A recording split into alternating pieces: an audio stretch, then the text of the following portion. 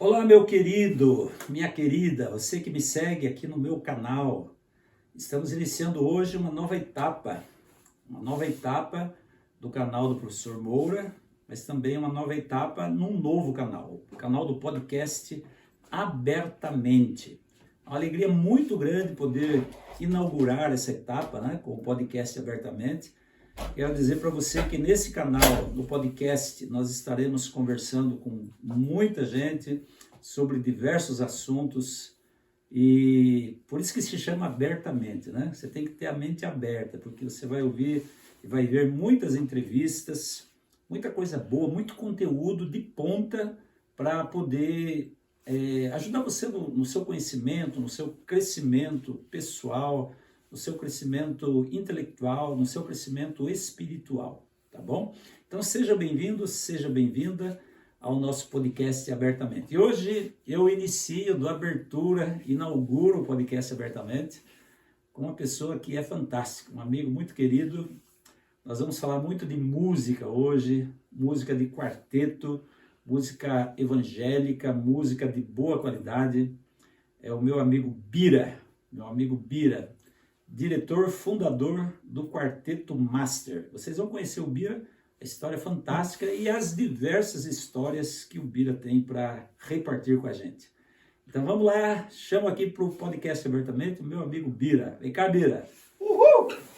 E aí, meu amigo, seja bem-vindo Obrigadão, ao podcast obrigadão. Abertamente. Que alegria falar com você. Pode sentar nessa cadeira aqui? Não, só pode. Porque essa cadeira aqui é a cadeira de diretor, né? Verdade.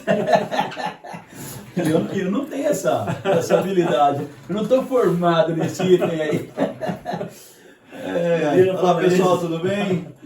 O Bira fala isso porque eu, durante 6 anos, ocupei o cargo de diretor de escola. Mas o diretor aqui hoje é você, Bira. Diretor do Master, fundador do Master, né? Eu não estou endireitando nada, moço. Eu quero avisar também você, pessoal que está nos assistindo, que nós vamos depois fazer os cortes desse episódio do podcast. Esse é o primeiro episódio. E o Bira está inaugurando aqui com a gente, né, Bira? O primeiro episódio do podcast. Obrigado Abertamente. Tá? Obrigado por essa gentileza, né? Uma alegria muito grande, é um privilégio, na verdade, né? Além de ser amigo pessoal, a gente canta junto e sempre que dá e eu posso, né, acompanhar o Master, a gente também tem essa grande alegria e prazer de acompanhar. E eu sei que você tem uma história, assim, muito profunda, de muitos anos com a música, né? Já fazem 54 anos, né, Antônio? Eu tô nessa vida aí, né? Então, Em quarteto, Bira? É em quarteto. 54 anos em quarteto. É em quarteto. Sempre foi o que eu mais me identifiquei, né? Eu ouvi o primeiro quarteto na minha vida, eu tinha 9 anos de idade. Inclusive, eu até esqueci de trazer. Eu tenho ali o microfone que eu ganhei do baixo desse quarteto, que está vivo ainda, com 78 anos. Quem é o baixo? Silas Freitas, meu amigo Silas, ó, se você ver aí, ó, você sabe que eu chamo ele de Coisinho. Viu, Coisinho? Você sabe que você mora no meu coração, cara. A gente vai falar muito em quarteto aqui, música, né? E as histórias também que você tem para repartir com a gente, porque 54 anos cantando em quarteto, viajando pelo Brasil, por alguns países da América do Sul, né? Tem muita coisa para repartir com a gente, né? Tem, né, Toninho? Tem muita coisa, de brincadeira, gozações que a gente faz. E no quarteto, sabe como é que é? O cara não pode dar uma pisada na bola, fica esperto. Pode dar uma pisadinha na bola não, que o nego arranca o couro, filho. Mas também tem aqueles momentos, também tem os momentos alegres, tem os momentos que você passa por situações complicadas, difíceis, financeiramente, momentos que você quase perde a fé. E tem os momentos também que você ouve alguém dizer que voltou para a igreja porque ouviu uma música do quarteto. Isso aí tem histórias de monte, né? É o que nós mais tem. Sim. Vamos começar lá do começo, né? Sim. Como que você se tornou evangélico, né? E como é que é essa história? Você já nasceu em lar cristão, evangélico, católico? Como é que foi isso? Sim, a minha história é uma história muito bonita, Porque eu posso, você falou que é para começar Não, do à vontade. iniciozinho, né? À Tá, vontade. beleza. Depois você vai cortar mesmo, se você não gostar, você joga fora. com certeza. Mas é muito bonita. O meu avô, os meus avós, eles vieram da Espanha em 1907, se eu não me engano. E eles foram morar numa fazenda lá perto de Birigui. Mais perto de... É interior de São Paulo, Isso, perto de Araçatuba. isso. E tem uma cidadezinha lá que se chama Coroados. Sim. E Coroados, se eu não me engano, é mais velho que Birigui. Então, essa fazenda fica mais perto de Coroados do que de Birigui. Eles foram tocar uma olaria lá, né? E lá nessa olaria tinha um senhor, chamado Seu Silvano, se eu não me engano. E o Seu Silvano... Esse nome aí é marcante na sua vida. É marcante, Você vai dizer lá na frente. Lá na frente eu falo. Mas o Seu Silvano, ele era viúvo e tinha os filhos dele, segundo o que me contaram. Então, quando foi um dia, eles viram, meus avós, os tios da minha mãe, né? Viram o Seu Silvano falando em voz alta e as crianças em volta da mesa. Acho que tipo que nós estamos aqui hoje, né? Sim. E aí eles ficaram, assim, apreensivos. Falou assim, ó, o Seu Silvano tá ficando louco, ele vai matar as crianças. Aí correram lá, já avisou aquele monte de gente, já desceu gente lá com machado, enxada, facão, para matar o homem. Aí chegaram lá, viram que o Seu Silvano não era nada disso. Ele estava ali conversando alto, as crianças em volta, mas perceberam que não era bem assim. Aí Seu Silvano terminou, ele estava fazendo uma oração, aí ele olhou para o pessoal assustado, né? O que está acontecendo, Seu Silvano? Não, eu estava falando com um amigo meu. Amigo teu? Mas como que? Lugar desse daqui, vendo, todo mundo se conhece, velho. Até os cachorros sabem quem é quem aqui. E... Não, estava falando com um amigo meu aqui. Pô, mas então, quem que é esse amigo? Nós não estamos vendo ninguém. Ele falou, não, meu amigo é Jesus. Me emociona de falar. Uhum. E aí, como assim teu amigo? Ele falou de Jesus para minha família. Aí foi onde a minha família, aí ele chamou o pastor da igreja presbiteriana de Coroados para ir lá na fazenda, porque lá tinha um pessoal que estava interessado em conhecer Jesus. E aí, é interessante, cara. Aí o pastor foi lá, aí o pastor foi dando atenção, mas para ele ficava muito difícil. Porque Coroados é uma cidade, era meio complicado você ir para lá, mais longe do que Birigui. Uhum. Bom, o que o pastor fez aí? Eu acho assim uma atitude muito nobre. O pastor foi lá em Birigui, na Igreja Batista. Esse pastor era presbiteriano. Foi em Birigui, na Igreja Batista, e avisou o pastor, ó, em tal lugar, assim, na fazenda, acho que fazenda Paudalho, se eu não me engano. Lá tem um pessoal assim. Para mim é muito complicado. A igreja de Birigui começou a dar atenção e aí foi onde que todo mundo foi para a igreja. Toda a família. Toda a família. Que benção. Eu não me lembro, meu primo andou fazendo um censo aí da família. Eu não sei se nós éramos em 360 ou 560 parentes. Meu Jesus.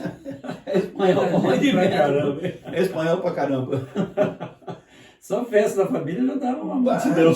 Tá louco, não precisa alugar um estádio, pô. É assim que começou a sua história com o seu avô. Com o meu avô. Aí o seu pai, sua mãe. E aí minha mãe era criança na época, né? Aí foram para a igreja e aí daí minha mãe se casou com meu pai, continuaram indo na igreja. Eu já nasci dentro de lar evangélico, né? Então a minha história é isso aí. Que legal, cara.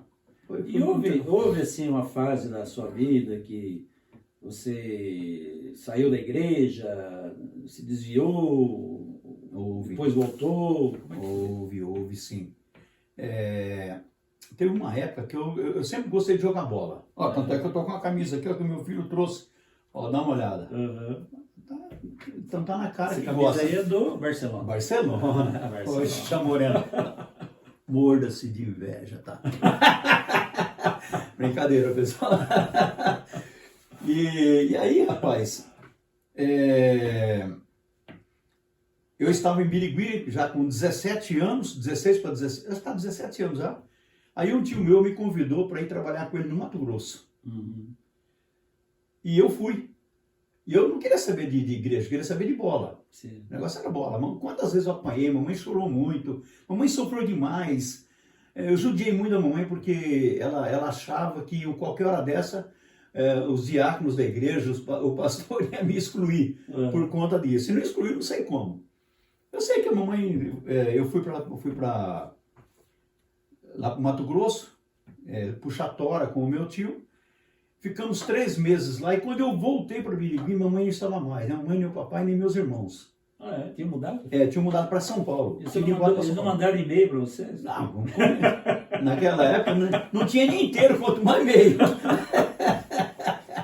Rapaz, nós estávamos num local lá que só onça sabia onde nós estávamos. E aí, rapaz, eu voltei e aí um falecido tio meu me levou para São Paulo, na casa dos meus pais.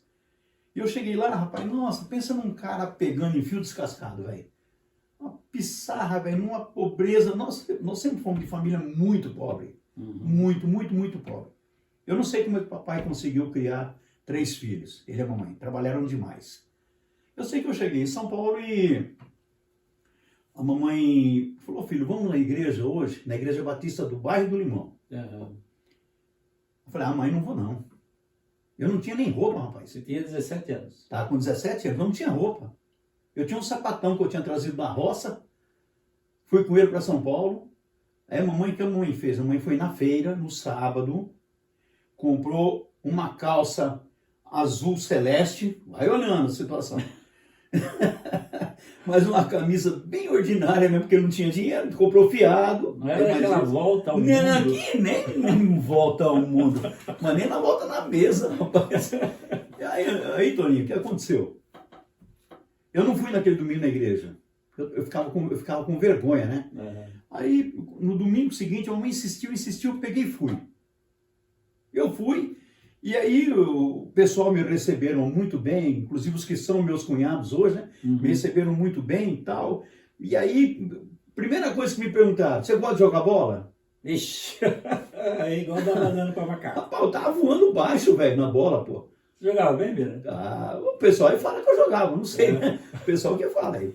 E aí, rapaz, ele falou, eu sei jogar mais ou menos. Não, porque nós temos um time aqui na igreja, a gente disputa campeonato, aí, então, pô, vai saber se a sua mãe já não andou entregando você a área. Vai saber, cara. Eu sei que eu cheguei lá na igreja, já fiz amizade com todo mundo e daí comecei ali, meu cunhado falou assim, pô, por que você não canta no coral? Falei, eu cantar em coral? Você tá louco? Eu nem sei se eu sei cantar, pô. Rapaz, ele falou, não, vem cá. Aí começou a me enturmar e me colocou. Então o coral sentado de atravessado, ele cantava no coral, ele ensaiava, eu ficava do ladinho e ele falava assim, ó, tá vendo essa bolinha aqui, ó? É assim, ó, você vai cantar o baixo, faz isso aqui, lá, vai me acompanhando. E aquilo foi entrando na cabeça e eu fui me interessando pelo negócio. Legal. Eu já tinha ouvido um quarteto em 1959, que foi minha paixão. Eu falei, eu vou aprender esse troço, velho. E aí peguei, comecei ali e tal, até que um dia, pastor Enoque Barbosa Medrado, ele falou assim pra mim, ô Birigui, me chama de Birigui. Por que, Birigui, você não tá cantando no coral? Eu falei, não, pastor, porque o senhor exige que todo mundo cante de terno e gravata. Eu não tenho. Né? Mas, ó, você está trabalhando? Eu falei, sim, estou trabalhando. Então é o seguinte, eu vou ser seu fiador, vamos comprar um terno, você paga? Eu falei, claro que eu pago. Ele me comprou. Se eu não me engano, a minha irmã tem esse terno guardado até hoje. Olha só. Aí, rapaz, nós fomos na loja, se eu não me engano, na loja Sensação em São Paulo. Atrás atrás do Teatro Municipal. Compramos, eu paguei o terno, aí meu cunhado trabalhava na malharia, ele fazia aquelas gravatinhas, as gravatinhas, e aí eu comecei a cantar em coral, aí quando foi em 68, juntou eu, um outro cunhado meu, um primo da minha esposa, que já é falecido, e um outro rapaz também que já é falecido, e montamos o quarteto Vozes Celestes. Olha só. Aí foi a primeira experiência com o quarteto. Primeira experiência com o quarteto, cara. Que legal, cara. Primeira experiência. Ali tinha 17 para 18 anos. Não, estava com 18 anos. Se eu não me engano, foi em outubro de 68. Que legal, hein? Eu comecei. Inesquecível essas experiências na vida. Ah, não esquece, né? Isso Bira, é e por que Bira? Por causa de Birigui? porque de Birigui. Porque quando eu cheguei em São Paulo... Porque o como teu eu nome não digo- tem nada a ver. Não. Quando eu te conheci, eu achei que era o Biratã, o Birajara, sei lá o quê. Normalmente é assim. Mas não é. É que quando eu cheguei em São Paulo, que eu fui de Birigui para lá, aquilo que eu te falei. Todo mundo começou Birigui, Birigui e tal. Aí de repente meu pai falou, não, Birigui é muito, tá meio estranho, né? Vou chamar de Bira. Aí pegou, rapaz, pegou. Aí eu tenho esse apelido já desde 1969. Legal. Pegou e vai embora. Bom, nós vamos conhecer mais daqui a pouquinho, então, a respeito dessa trajetória musical, né? Tem muita história também. Mas, vamos lá.